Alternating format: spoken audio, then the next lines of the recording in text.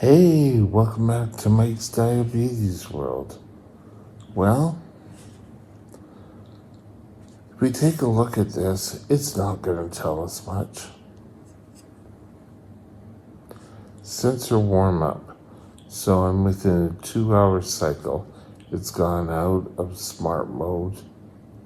And that's because at 2 o'clock in the morning, I went out of it and I was asleep till about 4:30.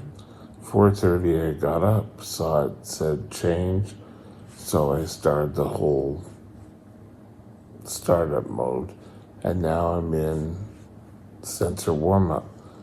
Doesn't tell me if I'm calibrated. I have no insulin in me. The last blood sugar we have was 6.8, and that was,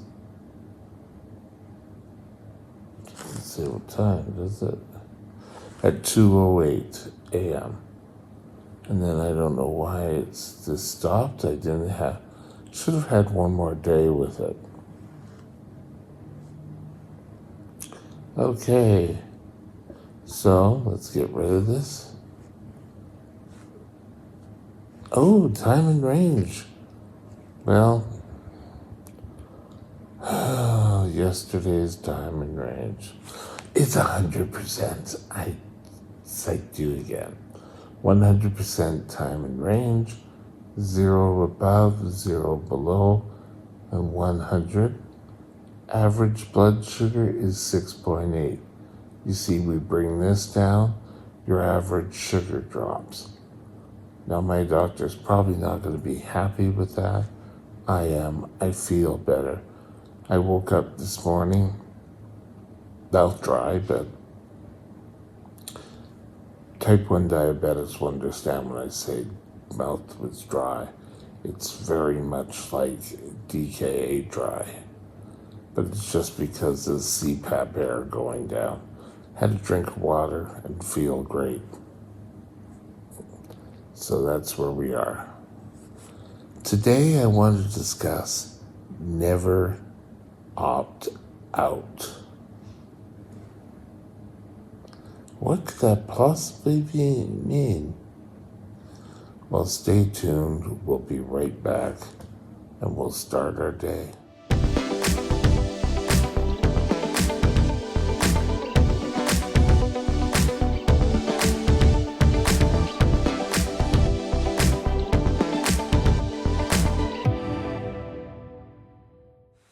This channel is provided for informational purposes only. Contact your physician for any diagnostic or treatment plan. As diabetics, it's very easy to get burnout. We have to do a blood test before we eat. We have to do site changes. We have to do sensor changes. We have to give our insulin, whether it be via pump or shots. We have to count carbs. It's an awful lot, and it can very easily become burnout for some people. But never opt out. Never stop taking care of yourself. Now, we talk an awful lot about control, and every day is hoping that you're going to get into control.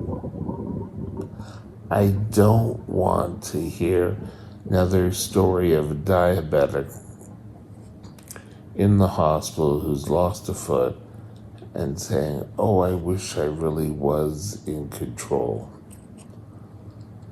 Everyone can look back, but, we have to learn how to take control of the reins of our diabetes and try to drive it the best we can. Our journey with diabetes can be difficult. It can be easy, but as long as you're trying your best. Now, you have to deal with what you have. We have type 1 diabetes. I have hypoglycemia unaware, and my type of diabetes is labile.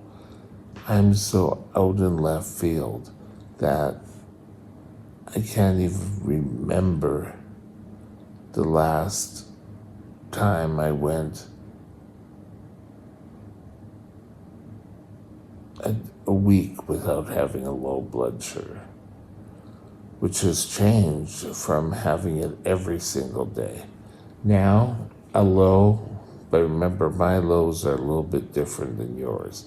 My lows can be anything below 6, but for the average people, it could be below 3.9.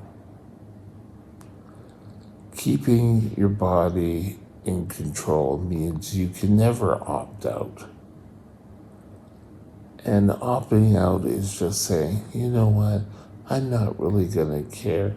It makes no difference. I can tell you, I made that choice once. I had got a new typewriter. Okay? This is an old story. This was before personal computers. I got an old typewriter and I typed,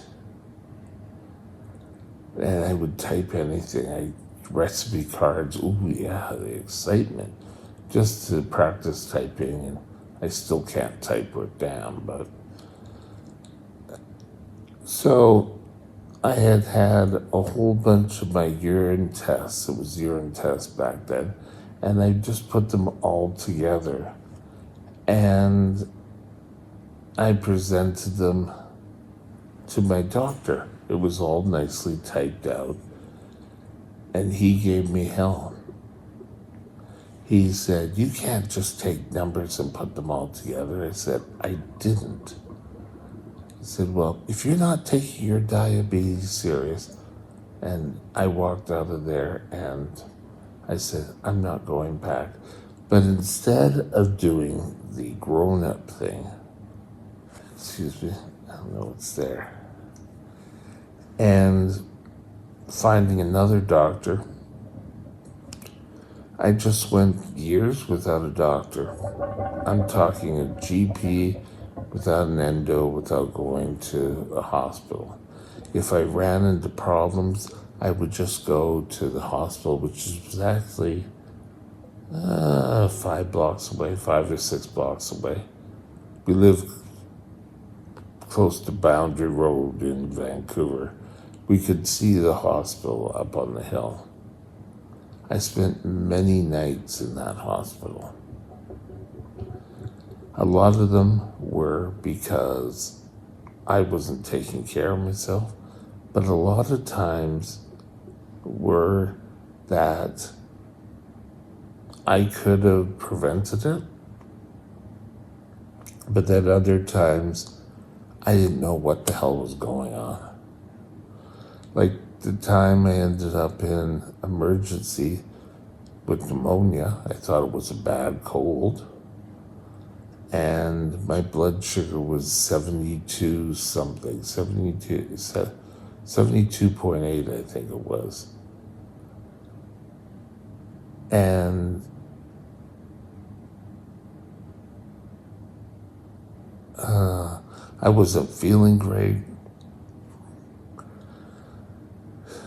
They called an ambulance, and I was sitting at home, and the ambulance came, wheeled me into a stretcher, and took me off to the hospital. I don't know, I could have ended up going there, but I guess they don't want me walking. That was my burnout. That was me making decisions not to take care of myself. When I got out of the hospital, I was, okay, I'm going to take care of myself.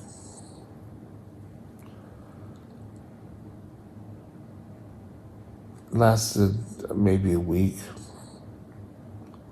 and then it was back to the same old grind.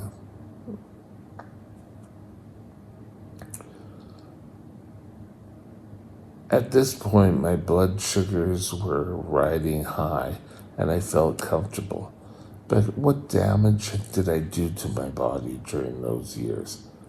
I could have had more energy. I probably could have got more done with my life instead of, oh, well, I'm always so tired. I don't want to do anything. Don't be that guy. If you're having trouble controlling your blood sugars, but you're doing the best you can with the information you have, that's different than someone not caring. There's always going to be someone there. Your GP will probably suggest an endocrinologist for you, and that endocrinologist, if suited, will probably suggest diabetes education. And if you've had diabetes for a while and you're coming back in to want to start taking control, chances are you're going to have to go to diabetes education. And a lot of diabetics walk in there with a chip on their shoulder. I know everything about diabetes. I just wasn't practicing it, but I know everything about diabetes. Well, if you did, why didn't you practice it? We keep so much information about ourselves to ourselves. We don't lead by example, and every diabetic should be leading by example. To those who are coming along new, I've seen young diabetics turn into teenagers and they've given up. I saw one person who got kidney disease and was on dialysis, and he's eventually passed on. But so often we make stupid decisions, and someone needs to be there to tell you you've made a stupid decision. I'm telling you, if you are opting out, if you are taking, oh, I don't really want to do good control, I won't worry about it. Wake up. Take control for you. You'll feel better. And I've said it before, I'm not going to be here to be the one to tell you, oh, you're going to lose your eyesight. You're going to lose your leg, a limb. There are possibilities, but I don't want you to do it to bring yourself back in the fold for your mother, your father, your husband, your wife, anyone else. The only reason you should take control of your diabetes is for you. You'll feel better. Life will go on. I find with my blood sugars in line, my whole mental well-being is in such a better, positive place.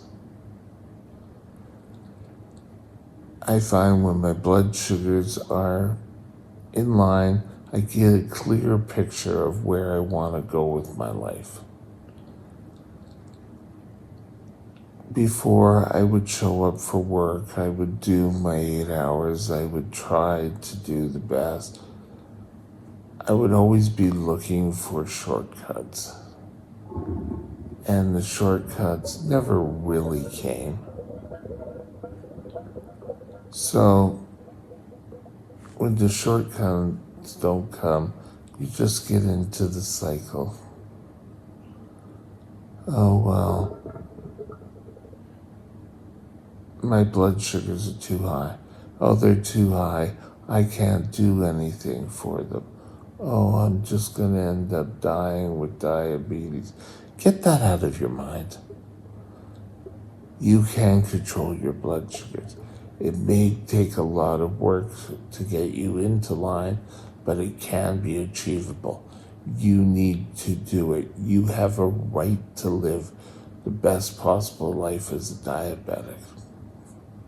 Watch my series Control Day 2025, and we tell you how to get into control. The first step is make an appointment with your doctor, and we have a whole video on that. Have a great day, and we'll talk again soon. Bye now. My next vlog topic will be Our next video topic will be a low emergency. What constitutes a low emergency? So, tomorrow at 8 a.m. Pacific Daylight Savings Time, we'll be raring to go. I hope we will see you there. Have a great day, and we'll talk again soon. My email is mikesdiabetesworld@gmail.com. mikesdiabetesworld@gmail.com.